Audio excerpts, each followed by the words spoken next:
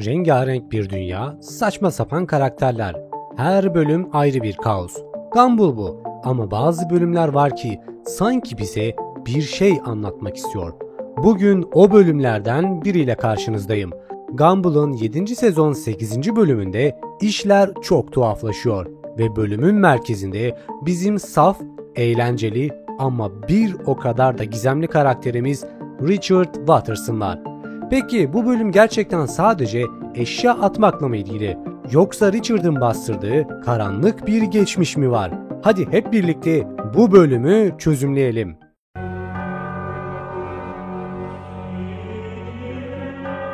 Bölüm evdeki fazlalık eşyalarla başlıyor. Nicole her zamanki gibi evin kontrolünü ele alıyor ve bu kadar saçma sapan eşyayı atmamız lazım diyor. Ama Richard her şeye duygusal bağ kurmuş. Kırık bir tost makinesinden tut eski bir koltuğa kadar. Her şey onun için anlamlı. Gumball ve Darwin ise bu eşyaları gizlice çöpe atmaya kalkınca olaylar çığırından çıkıyor. Çünkü Richard garip bir şekilde eşyaların ruhunu çağırıyor gibi davranmaya başlıyor. Gözleri kararıyor, objeler hareket ediyor. Resmen paranormal bir olay yaşıyor. Bazı Reddit teorisyenlerine göre bu sadece tembellik ya da saf duygusallık değil. Richard çocukluğunda hiçbir şeyin sahibi olamamış.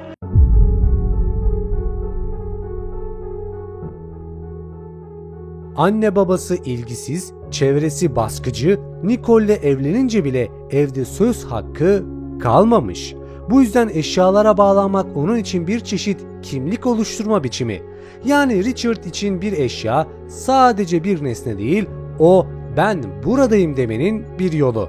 Bu bölümde Richard'ın fizik kurallarını çiğnediğine tanık oluyoruz. Eşyaları geri çağırıyor, etrafındaki nesneler onun adına savaşıyor ve gözleri cidden korkunç şekilde kararıyor. Bazı Reddit teorisyenlerine göre de Richard aslında bir tür varlık tarafından ele geçirilmiş ama bu fiziksel değil metaforik bir ele geçirme.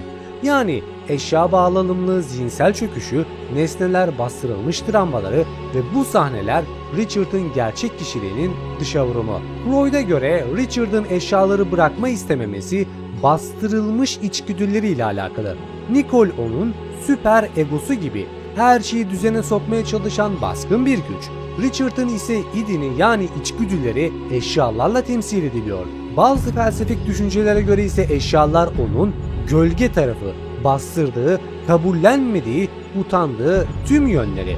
Kısaca bu bölüm bir adamın kendine ait hiçbir şeye sahip olamadığı bir hayatta kırık bir ütüye bile tutunma çabasını anlatıyor. Reddit'te dolaşan en uçuk ama ilginç teorilerden biri ise şu: Gumball evreni aslında bir simülasyon ve Richard bu simülasyondaki bir yazılım hatası. Düşünsenize, bazı bölümlerde zaman kırılıyor, fizik çöküyor, evren çöküyor ve kim her zaman merkezde? Richard. Belki de Richard'ın saçmalığı evrendeki sistemin koruyucu çılgınlığı. Yani o aslında kaosun bekçisi. Bu bölümde bize şunları gösteriyor. Gumball sadece çocuklara güldürmek için yapılmamış. Bu bölümde bağımlılık, aile içi baskı, bastırılmış kişilik ve psikolojik çözümsüzlükler gibi çok katmanlı temalar işleniyor. Ve tüm bunlar şakacı baba Richard üzerinde anlatılıyor ki bu çok cesurca bir tercih. Bazı hayranlar diyor ki Richard aslında her şeyin farkında ama çocuklarını korumak, Nicole'ü üzmemek için aptal numarası yapıyor. Onun bu saf hali bilinçli bir tercih. Yani düşünün, evdeki herkesin içinde patladığı, çatıştığı anlarda bile en sakin kalan kim? Yine Richard. Belki de o evin en dengeli karakteri, her ne kadar çılgın olsa da. Ama bunu gizlemeyi seçiyor. Sonuç olarak Gumball'ın bu bölümü bize gösteriyor ki her bir karakterin saçmalıklarının arkasında bazen çok daha karanlık, çok daha derin bir hikaye olabilir. Richard Watterson sadece sakar bir baba değil, belki de bu evrenin en trajik karakteri. Peki sizce Richard gerçekten düşündüğümüz kadar basit biri mi? Yorumlara yazın, bakalım, tartışalım. Tabii bu bölümde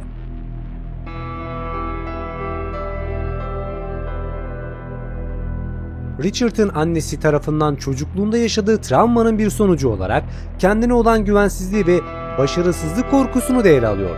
Richard'ın annesi onun amigoluk hayallerini "amigoluk fit insanlar işindir" deyip duşta ayakları ıslanmayan çocuklar için değil diyerek küçümsemiştir. Annesinin bu sözleri Richard'ın hayaller aptalcadır, arzuları anlamsızdır inancına sahip olmasına yol açmıştır. Ailesi Richard'ın bu içselleştirilmiş travmasının üstesinden gelmesine yardımcı olmak için bir plan yapar. Onu annesinin yasakladığı şeyleri yapmaya ve kendine güven kazanmaya teşvik ederler. Bu onu okul amigo takımına katılmaya teşvik etmeyi içerir. Denemelerden önceki gece Anais Richard'a Alexandra adını verdiği sihirli olduğunu iddia ettiği süslü bir tenis topu verir. Richard bu topu öptükten sonra uykuya dalar. Ailesi daha sonra onu severek kucaklar. Deneme günü ise Richard annesinin onu izlediğini fark eder ve kendine olan güveni sarsılır. Annem ona emekli olduğunu ve spor seçmeleri gibi halka açık etkinlikleri başkalarının başarısız olduğunu görmekten zevk aldığı için ziyaret ettiğini söyler. Richard'ın annesinin sözleri üzerine güveni sarsılırken Gumball ve Darwin ona bir tezahüratla destek olur. Richard biraz kendini kötü hissettiğinde "hepimizin sana inandığını unutma" diyerek onu desteklerler. Richard atalarının hayaletlerinin ortadan kaybolduğunu görür ve kendine olan güvenini geri kazanır ve muhteşem bir amigoluk rutini sergiler. Richard'ın annesi rutini gördüğünde "bu benim Richard'ım" diyerek bağırır, ancak Nicole "hayır, o bizim Richard'ımız" diyerek onu düzeltir. Bölüm Waters'ın ailesinin travma yaşadığını ve bunun nesiller arası bir durum olmadığını belirtmesiyle de son verir. Eğer bu tarz teorileri incelemeyi seviyorsanız da kanalıma abone olmayı ve videoyu beğenmeyi unutmayın. Daha fazla Gumball teorisiyle görüşmek üzere. Kendinize iyi bakın, hoşça kalın.